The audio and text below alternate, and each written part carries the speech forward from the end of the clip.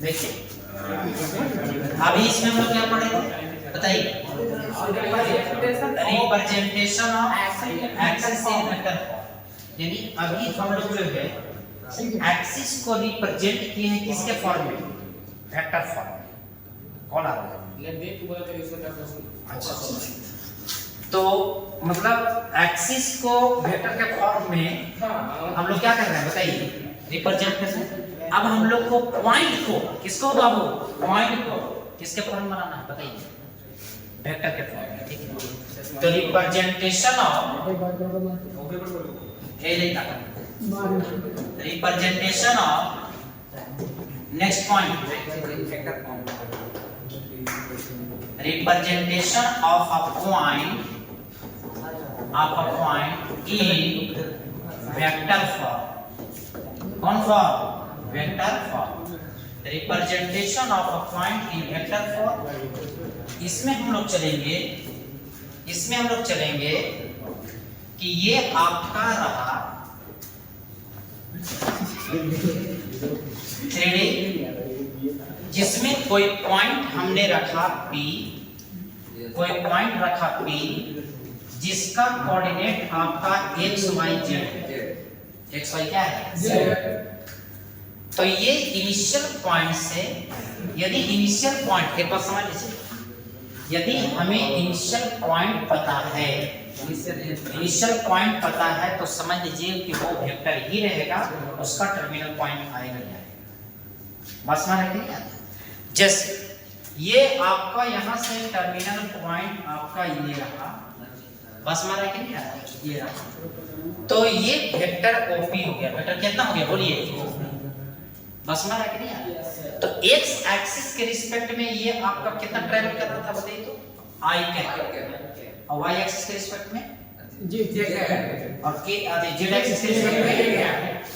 तो ये जो वेक्टर है, ये वेक्टर जो ओपी है, ओपी को कैसे ध्यान दीजिएगा, ये पॉइंट को लिख देना है, बस माना। ये इनिशियल पॉइंट वो है, टर्मिनल पॉइंट पी है। Vector OP equal to x axis के साथ आई जोड़ो प्लस में वाई कोऑर्डिनेट ये आपका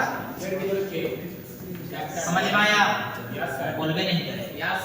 तो ये आपका हो गया पोजीशन वेक्टर। कौन वेक्टर? Position vector. आप इसको ऐसे भी बोल सकते हैं दूसरी भाषा में कि पोजीशन वेक्टर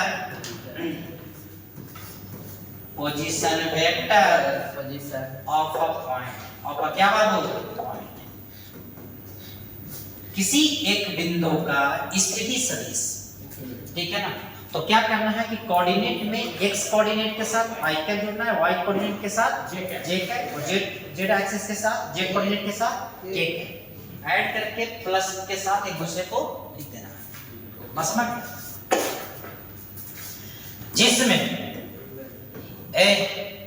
जिसमें हम लोग कहेंगे कि x y z जो है, कौन कौन बात बोलिए, ये आपका x y z जो है आपका कहलाता है स्केलर कंपोनेंट। कौन कंपोनेंट? फिर से बोल, कौन component? Scalar component, scalar component. जबकि यहाँ इसके साथ बताओ बच्चा, x के साथ कौन जुटेगा?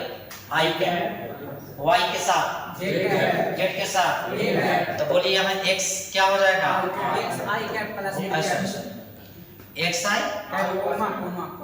y j और z के, ये जो कहला जाएगा ये वेक्टर कंपोनेंट कहलाते हैं। कौन कंपोनेंट कहलाते हैं? Vector component.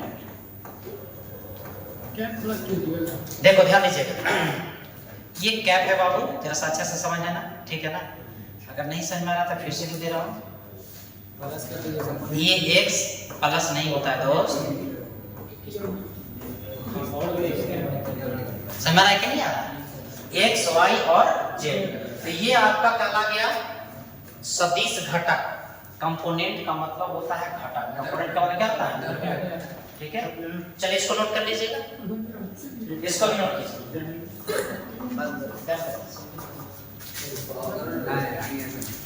निकले का बहाना